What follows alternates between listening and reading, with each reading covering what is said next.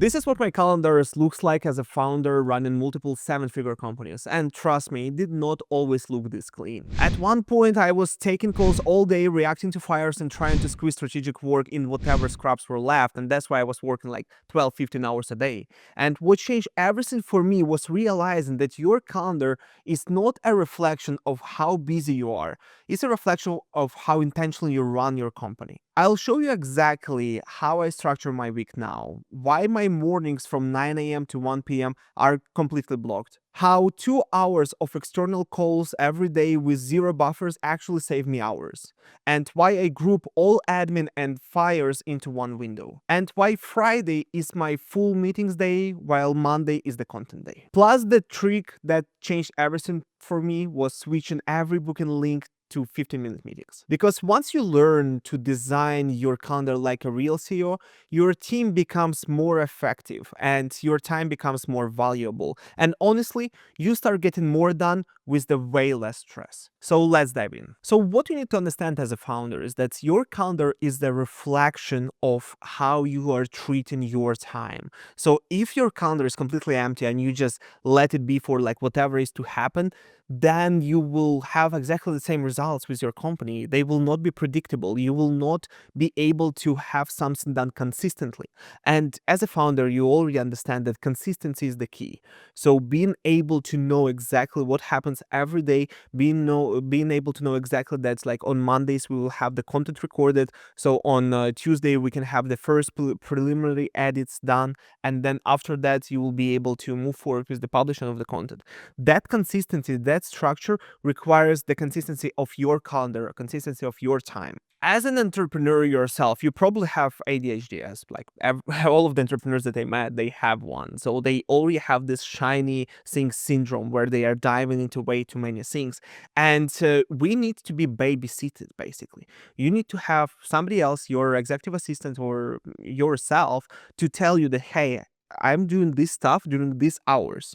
I block it in my time. I need to stay focused on that. So calendar is just one of these leverages that you have, is forcing yourself to do what actually matters. So here is a quick breakdown of my week. You will see that 9 a.m. to 1 p.m. on Tuesday, Wednesday, and Thursday are completely blocked for me. This is your maker time. This is where you actually generate something for your company. This is where you build SOPs. This is where you do strategic work. So all of the funnels, all of the like landing pages that you wanted to do but were pushing over, or all of the more strategic things in your company that need you to sit down and do something, go inside of this time. And if you don't have the maker time, what it means is that usually you're working within your company. So you're working in your company and not on your company. And this is what preventing your company from scaling, is because you are just an employee and your company doesn't need an employee. You can hire somebody. Your company needs you. Your company needs a CEO who actually drives it forward, pushes it forward, and implements something every day. This was the biggest output for me, the making this like maker time blocks, because I am super excited about tools like Lovable or NA10 or ChatGPT, but I never had time to work with them. I had to always be on some calls. I had to jump on stuff. I have to generate something within the company, and because of that, I didn't have enough of time to put on working on these items, right? So once I started doing that, I realized that I have more and more time that I can dedicate into innovation in my company, into implementing processes that will help my team to run more efficiently. So you will see that I also try to block the maker time on my weekends. So on my weekends, it's not 4 hours, it's 3 hours, and it's from 1 p.m. to 4 p.m. because in majority of cases we need to go somewhere in the morning. So these maker times, I try to honor these blocks as well and try to jump on these things to output even more. So these extra 3 hours on weekends, on Saturday and Sunday, it's 6 hours total that you get more than your competitors who probably don't do that. So 6 multiplied by 52, it's more than 312 hours that you get more input in your business than somebody else. So if you can start doing that, then start with that. If you're younger and you don't have family and kids and responsibilities, then like you can do much more than that. You can put the whole weekend in and stretch this like even further, but start with putting at least some extra work on the weekend. So after the maker time, I transition to external calls. So these are the 2 hours of my day that I leave open for any external calls that I might need. So if I have any podcast, if I need to jump on a call with somebody, if I'm doing any interview, stuff like that, this is where I put them. And the key here is that you are taking your best focus time, and for majority of people it's morning. It's if it's not the case for you, put it on the evening, but for majority of people that I know, it's morning. So you maximize the morning efficiency and then you transition to just talking with people, right? Unfortunately, majority of the calls are not the most productive things, and this is true because again we are human, we have small talk, we have other things. And I usually even treat these external calls as kind of um, a break from my productivity, from my day, and that is what helps me to output even more results in my next blog that we will cover in a second. For these external calls, the one thing that I did that helped me a ton is switching all of my booking links from 30 minutes, 45 minutes to 15 minutes. 15 minutes is more than enough for majority of your calls, for your quick check-ins, for your quick introductions with somebody else, stuff like that. This is where these 15 minutes can go. The other thing that I sometimes do, I have two links. One link is 15 minutes without the buffer, and another is 15 minutes with the buffer of another 15 minutes after it. So for the second one, what it allows you to do is that if you schedule with somebody and you enjoy talking with them, you need more time, you can then extend this call to the full 30 minutes and basically eat your buffer, eat your block. That would allow you to still stick to your calendar, to your blocks, but being able to extend the meeting on the go if needed. However, for majority of my calls, I don't have any buffers, any blocks. I jump from them back to back. Each time you add like 5 minute, 10 minute, or 15-minute block, it basically extends your day. And in majority of cases, you don't need that. If you will need to take a piece and you will need to go to a restroom, then you can just literally say this on the call that, hey, I need to break. Let's do bio break 2 minutes. I will be back.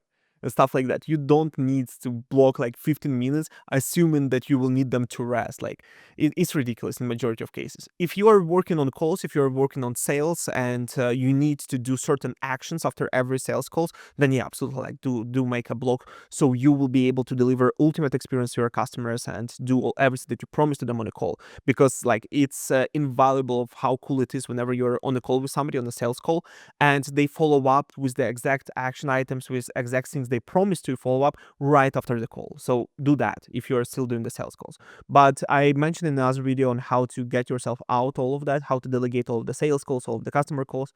So if you're still doing them, then start with that first. After that, I have a 2 hours of blocks. I call it fires and admin. So I started with check-ins with my core departments in the company. So with TSM, with talent success managers, then with sales, and then with my EA. So I do these back-to-back calls, and I usually do them 3 times a week. If needed, we can do them like more or less, right? So in this week, it was like pretty chill, so we canceled a couple of them because it's Thanksgiving week in here. And that is what allows me to stay in touch with the team, right? So for TSM check-ins, this is our customer success managers, basically. With them, I ensure that I'm aware of everything that's going on with the clients. I'm on top of any like possible problems, any possible things. That what helps me to keep the hand on the pulse. So if you are feeling that you can't delegate because you need to know what's going on, this is your way to know without diving too deep, without doing the micromanagement.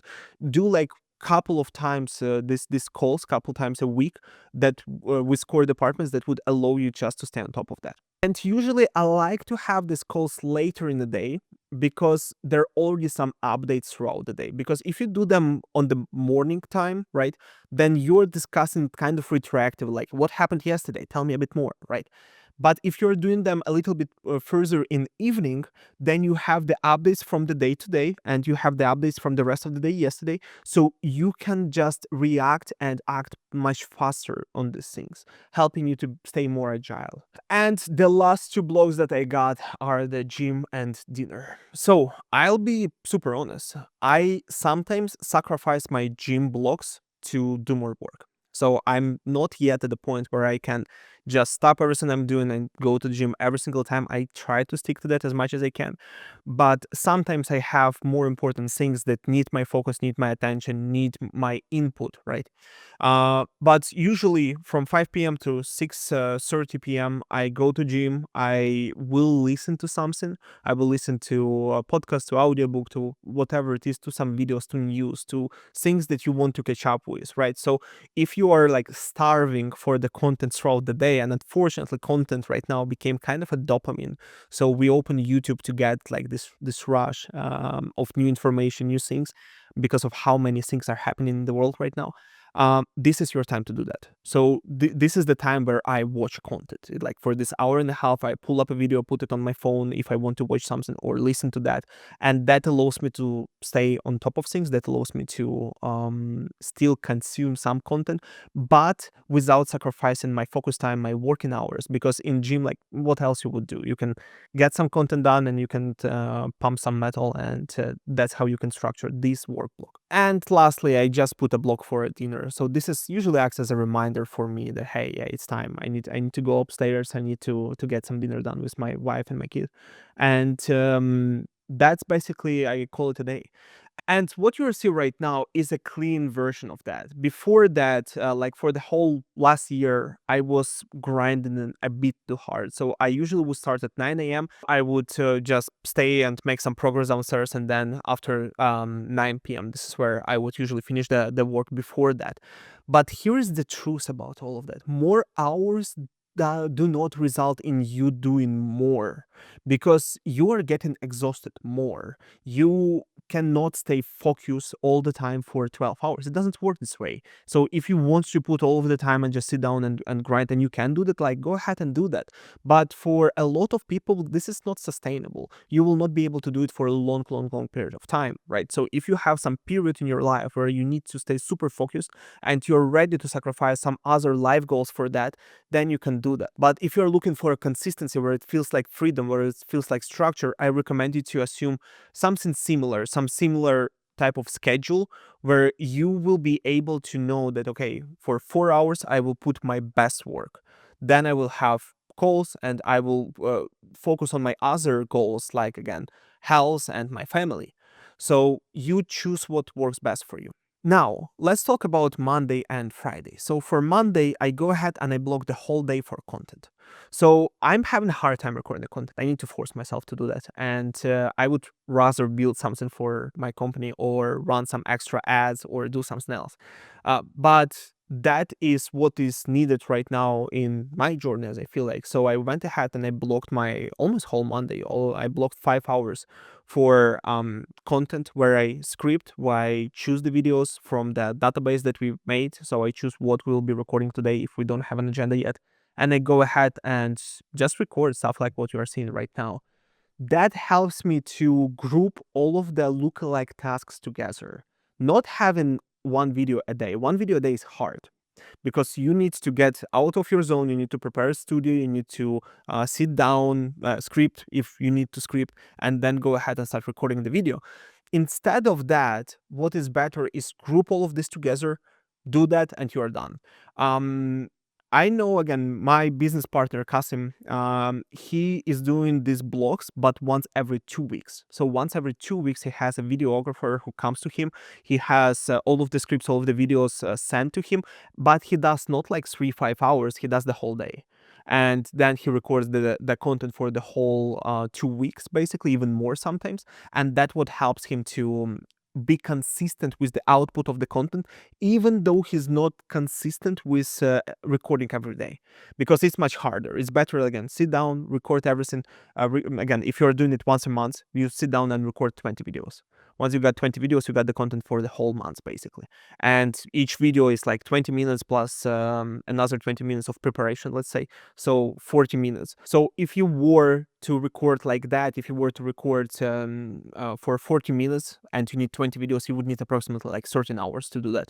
So it's doable within one day. You can record the content for the whole month, and it will be like long form content, right? And then on Friday, I have my day scheduled a little bit different. Friday is wide open. So Friday is for anyone to book with me. I have all of our recurring company calls.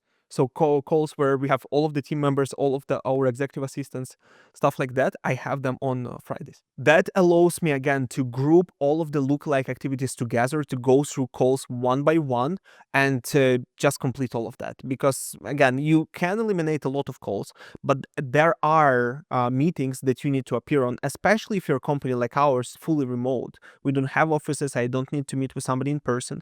So therefore, I can structure it the way I need it. And this is one of the benefits that you have as a business owner, is that you can decide when the recurring meetings will happen. So in a lot of cases, you should be able to reposition these meetings as you need them. Because if you're an employee, then you're just told that, hey, you need to show up on this.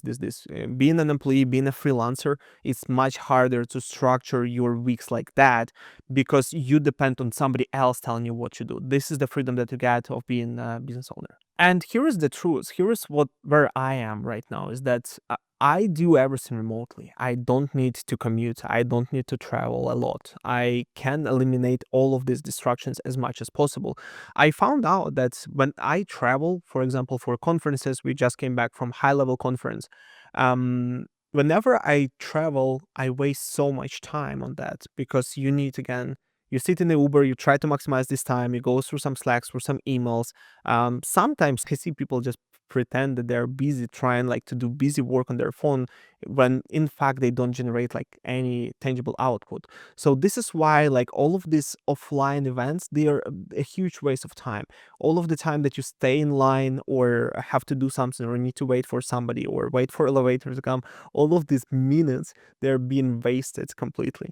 That's why I try to prioritize online, remote as much as possible, even though sometimes we do need to do some offline events too. Being a high performing founder is not about filling your calendar, it's about designing it on purpose, where every single block has its reason behind it, where you maximize your time and you actually leverage it to generate better and bigger output that aligns with your internal energy. Because the truth is, everyone is different. Your time blocks, your schedule can be completely different. At one point, for example, I considered removing the weekends completely. I considered moving my weekends to like Monday and Tuesday. So while everyone else takes these days off, I'm working and I'm not being distracted. And then on Monday and Tuesday, there are no lines in stores, there are no other things. So I can just choose like to go outside on these days instead, right?